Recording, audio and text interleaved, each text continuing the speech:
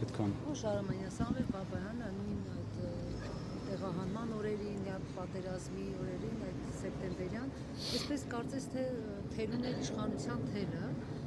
ամբողջ մեղադրելով Արցախի ղեկավարությանը, հիմա կարծես թե ընդդիմադիր է դարձել։ Դուք հավատում եք նրա այսպես ընդդիմադիր լինելուն, թե նախընտրական process-ները փորձում է նաև Հայաստանի քաղաքական դաշտում այսպես իր տեղը գտնել։ Ես Սամվել Բաբայանի հետ շփվում եմ որպես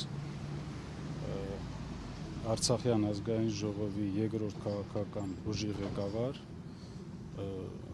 եւ ձեր նշված դիրքորոշումների հետ կապված ինձ թվում է դուք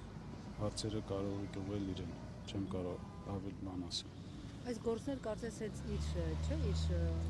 հաղորդմամբ հարուցված գործ է։ Ճիշտն ասած, ես տեղյակ չեմ, թե ում հաղորդմամբ է հարուցվել քրեական գործը, բայց եթե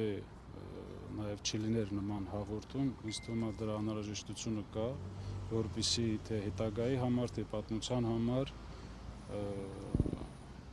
այդ հարցերը պարզաբանվեին, ստանային պատասխաններ։ Հույսով եմ